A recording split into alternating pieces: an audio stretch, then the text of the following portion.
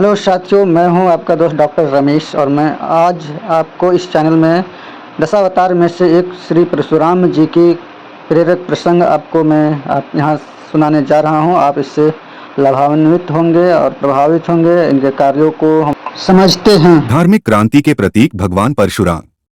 बात उन दिनों की है जब परशुराम शिवजी से शिक्षा प्राप्त कर रहे थे। अपने शिष्यों की मनोभूमि पर रखने के लिए शिवजी समय समय पर उनकी परीक्षा लिया करते थे। एक दिन गुरु ने कुछ अनैतिक काम करके छात्रों की प्रतिक्रिया जाननी चाही। अन्य छात्र तो संकोच में दब गए, पर परशुराम से न रहा गया। वे गुरु के विरुद्ध लड़ने को खड़े हो गए और साधारण समझाने बुझाने से कम न चला तो फरसे का प्रहार कर डाला। चोट गहरी लगी, शिवजी का सिर फट गया, पर उन्होंने बुरा न माना वरन संतोष व्यक्त करते हुए गुरुकुल के समस्त छात्रों को संबोधित करते हुए कहा, अन्याय के विरुद्ध संघर्ष करना प्रत्येक धर्मशील व्यक्ति का उचित कर्तव्य है। फिर अन्याय करने वाला चाहे कितनी ही ऊंची स्थिति का क्यों न हो, संसार से अधर्म इसी प्रकार मिट सकता है। यदि उसे सहन करते रहा जाएगा तो इससे अनीति बढ़ेगी और इस सुंदर संसार में और अशांति उत्पन्न होगी। परशुराम ने धर्म रक्षा के लिए जो दर्प प्रदर्शित किया उससे मैं प्रसन्न हूँ। शंकर जी ने अपने इस प्रिय शिष्य को उठाकर छाती से लगा लिया, उन्हें अव्यर्थ शस्त्र परशु उपहार में दिया और आशा प्रकट की कि उनके द्वारा संसार में फैले हुए अधर्म का उन्मूलन करके एक भारी लोक सेवा बन पड़ेगी। शिवजी ने अपने शिष्यों से और भी कहा, बालकों, केवल दान धर्म जप तप व्रत उपवास ही धर्म के लक्षण नहीं है। अनीति से लड़ने का कठोर व्रत लेना भी धर्म साधना का एक अंग है। अधर्म का उन्मूलन और धर्म का संस्थापन एक ही रथ के दो पहिए होते हैं। दोनों का क्रम चक्र ठीक चलते रहने से सृष्टि का संतुलन ठीक रहता है। इसलिए धर्म की रक्षा के लिए एक उपाय पर निर्भर न रहकर दोनों का ही अवलंबन करना चाहिए। उसमें आदि से अंत तक औचित्य ही भरा पड़ा है। परीक्षा के लिए ही मैं अनुचित आचरण किया था और तुम सब पर उसके प्रतिक्रिया देखनी चाहिए थी। परशुराम सफल हुआ, इसका मुझे गर्व है। इस गर्व को प्रख्यात करने के लिए परशु प्रहार के चिन्ह को शिव जी ने सदा दिखते रहने वाला ही बनाए रखा। उनके सहस्रनामों में एक नामखंड परशु अर्थात फरसे से सिर फट गया हो भी विख्यात है। विष्णु ने भी भृगु की लात छाती पर खाई थी और औचित्य का अनुमोदन करने के स्वरूप में उसे चिन्ह को सदा छाती पर बनाए रखा था। उन दिनों हयवंशी क्षत्रिय राजमद से मदान्ध हो रहे थे। रावण कंस हिरण्यकश्यप की तरह उन्होंने स्वेच्छाचरिता अपना रखी थी। स्वार्थ बस चाहे जिसके साथ जघन्य व्यवहार करने पर उतारू हो जाते। भृगुवंशी पुरोहितों ने ऐसा न करने के लिए उन्हें समझाया तो कुपित होकर उल्टे आक्रमणकारी बन गए। घर खोदकर फेंक दिए, स्त्रियों के गर्भ फाड़ डाले और जिन्होंने उन्हें समझाया था उनके सिर काट लिए। जो बच गए हुए महिष्मती छोड़कर सरस्वती तट पर जा बसे। इन्हीं विस्थापित पुरोहितों में एक बालक था परशुराम। वह शिवजी से शिक्षा तो प्राप्त करता, पर साथ ही अत्याचारी के विरुद्ध उनके मन में निरंतर आग जलती रहती। वह सोचता, गुरु के द्वारा जो शक्ति उसे मिलेगी उसे अनाचार के विरुद्ध संघर्ष करने में प्रयुक्त करेगा।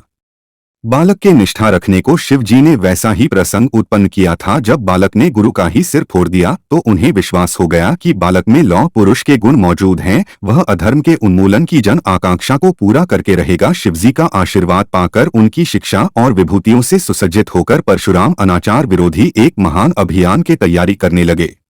परशुराम के इरादों का उस समय के शासक कार्तवीर्य सहस्त्रार्जुन को पता लगा तो वह आग बबूला हो गया और उन्हें पकड़ने आश्रम में सैन्य समेत जा पहुंचा। वे न मिले तो उनके पिता जमदग्नि का भांति भांति से अपमान किया और उनके आश्रम तथा पुस्तकालय को नष्ट भ्रष्ट कर डाला। परशुराम जब घर आए तो और आश्रम की यह दुर्दशा देखी तो उन्हें क्षोभ का ठिकाना न रहा। वे अपना दुर्दांत परशु लेकर अकेले ही महिष्मती पहुंचे और सहस्त्रार्जुन को धर दबाया, उसकी भुजाएं फिर से काट डाली और सेना को धनुष बाण से विचलित कर दिया।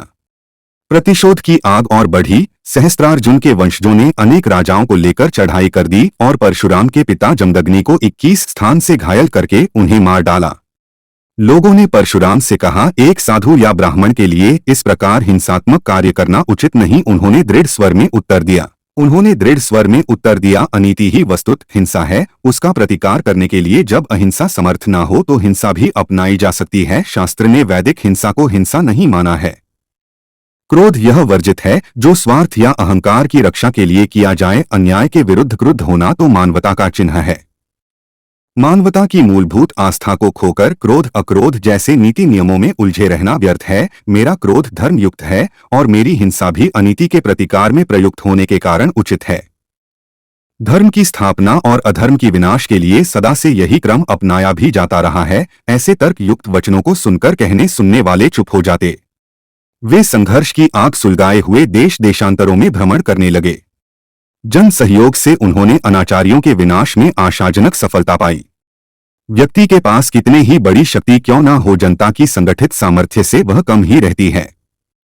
परशुराम के नेतृत्व में भड़का हुआ विद्रोह एक नहीं 21 बार नृशंस लोगों के अनाचारों का उन्मूलन करने तक चलता रहा और जब अवांछनीय तत्व समाप्त हो गए तभी वह शांत हुए।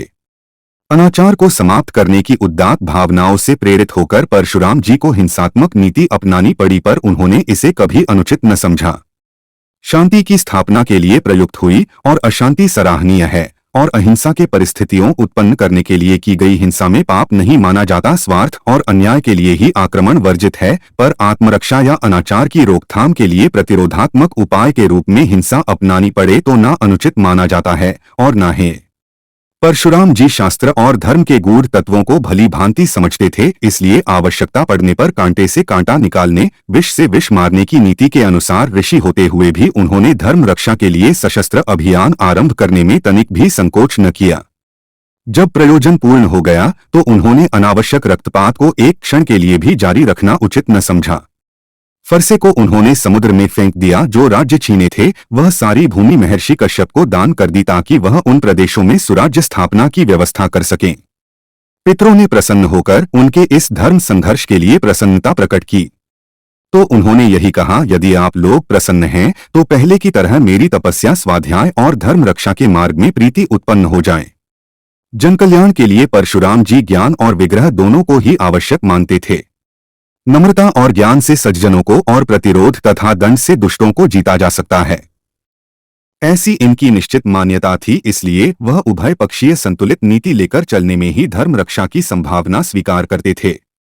उनकी मान्यता उनके शब्दों में ही इस प्रकार है, मुख्य से चारों वेदों का प्रवचन करके और पीठ पर धनुष बाण लेकर चला जाए। ब्रह्मा शक्ति और क्षात्र शक्ति दोनों ही आवश्यक है। शास्त्र से भी और शस्त्र से भी धर्म का प्रयोजन सिद्ध करना चाहिए। वैशाख सुदी 3 अक्षय तृतीया को परशुराम जी की जन्म जयंती मनाई जाती है। इन्हें भगवान का अवतार माना जाता है। वे शरीर समेत अमर है, ऐसा कहा जाता है। कोंकण और केरल में उनकी पूजा अधिक होती है। समुद्र तट पर उनके कितने ही मंदिर बने हैं, वहां कितने ही मिले इसी पर्व पर लगते हैं। सज्जनता और दुष्टता की अति कहीं भी नहीं होनी चाहिए, दोनों का ही समुचित प्रयोग किया जाना चाहिए। दुष्टों के साथ सज्जनता और सज्जनों के साथ दुष्टता को व्यर्थ ही नहीं, अनुपयुक्त समझने की मान्यता परशुराम जी के जीवन और आदर्श में कूट कूट कर भरी थी। अहिंसा के इसी स्वरूप का वे प्रतिपादन करते रहे। हिंसा और अहिंसा का अद्भुत समन्वय करने वाले परशुराम जी अभी भी हमारे विचार क्षेत्र में एक पहेली की तरह विद्यमान रहते हैं। आशा है इस कहानी से आप लोगों को बहुत ही शिक्षा और प्रेरणा मिली होगी, और मैं मिलता हूँ आपको अन्य प्रेरणा प्रेरक कहानियों के साथ।